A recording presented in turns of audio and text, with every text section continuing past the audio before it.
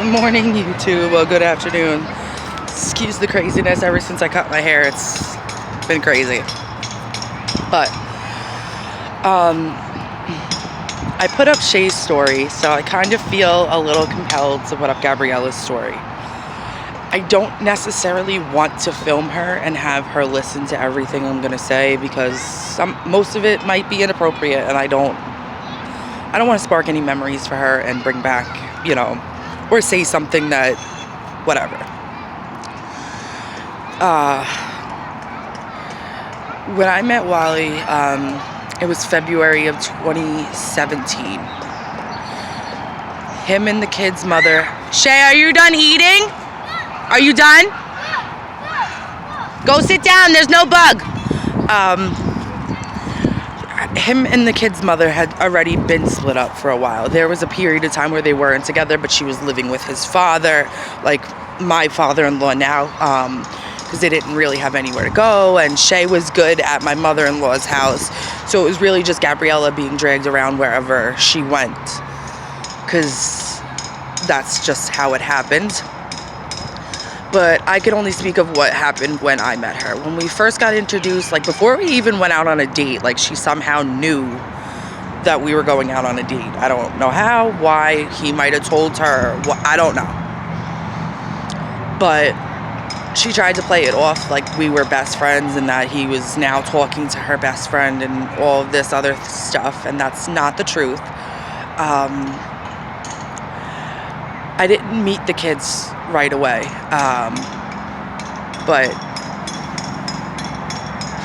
that's a given in any situation. I don't believe in children meeting every person that you talk to, hook up with, whatever.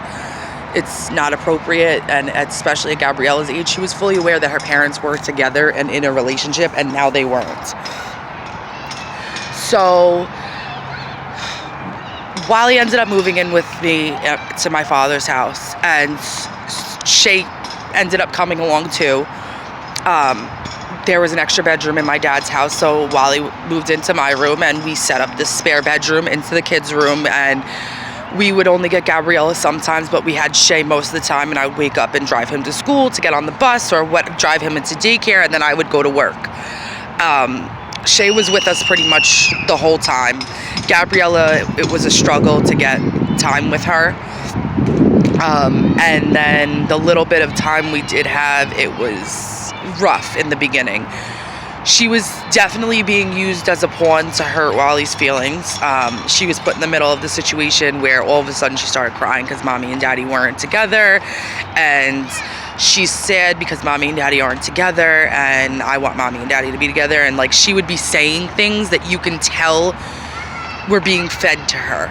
Like at that age, like I'm sure she was upset, but I 100% truly believe that she was being fed lines to tell Wally, to try and get him upset, to make it seem like her world is rocked now that he moved on.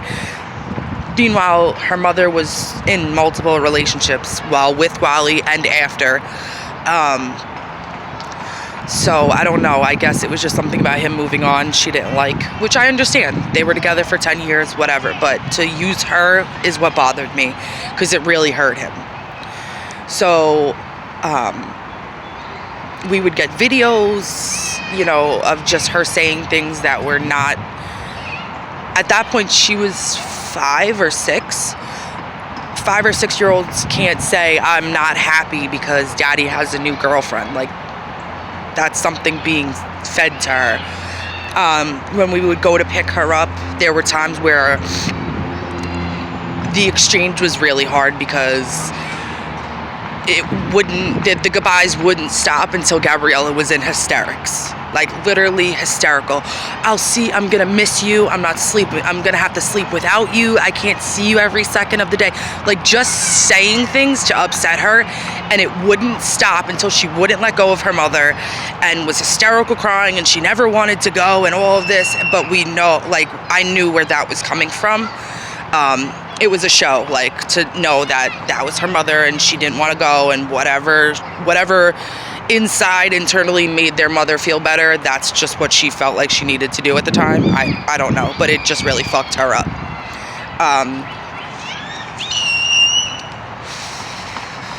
When things got smoothed over, and it started getting better, we got Gabriella 4 out of 7 days a week. She was going to William Floyd, which is a district here in Suffolk County. We were in the process of seeing lawyers and trying to get custody because we knew that just the situation she was going home to wasn't okay. She would call us crying. I didn't wake myself up and to get on the bus. I couldn't get myself dressed quick enough to get on the bus. She pretty much had a free-for-all where she was. It would seem like mommy would be doing whatever, sleeping or busy, and she would just go in the cabinet and feed herself. She would have to wake herself up and get herself dressed and walk across the street to get to the bus stop at like 5 and 6 years old, which is not how it should be. And she missed, her attendance was at 40% she was only going to school a month and a half. So maybe she went a week total, I would assume. I don't know. But it only took a month and a half before the universe did what, we couldn't. We were in the process of meeting with lawyers, like I said. There was actually a time, 4th of July, let me backtrack. 4th of July of that summer before Gabriella went to school, I had gotten out of work early and I went to go pick them up from daycare because they were supposed to go with their mother that night, but I figured I'd take them home, let Shay nap.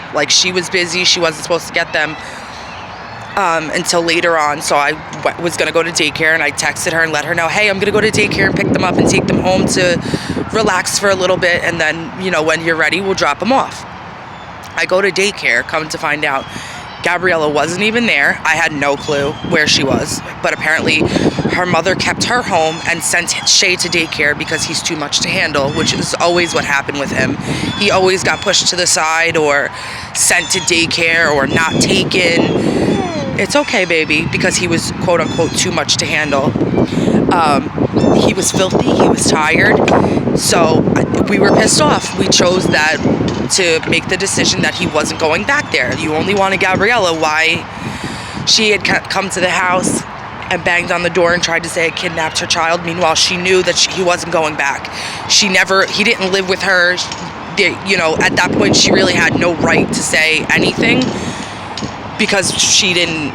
I feel like if you didn't want the kid, you should have just said something. He could have came home. You didn't have to bring him to daycare and leave him there all day because you didn't want to deal with him, but you wanted to keep Gabriella. That, to me, was upsetting. We didn't see Gabriella for a month behind that. So pretty much the last month of the summer, we didn't see her. We were there her first day of school, and by October, it was Halloween, actually. That year, Halloween was on a Sunday, and that morning we woke up and got the phone call, and Gabriella was with us full time ever since, and we've had to deal with crying, and she feels like mommy died, and because she's missing and that absence, and for the first 8 months her mother was away, she didn't want to talk to her, she didn't want to see her. We were honest with Gabriella the whole time. She's smart enough to know, she's been through enough to know something went wrong, and I didn't want her to feel like we were just keeping her from her mother. She needed a valid reason why her mother, her grandmother, and her uncle, the 3 people she were living with, is just vanished overnight. She needed to know why. So she knew from jump that her mother went to jail, and so did her grandmother, and so did her Uncle Ricky. She was mad. She didn't understand. She didn't want to talk to her. She wanted nothing to do with the jail situation at all, which I don't blame her. She was scary. She was scared.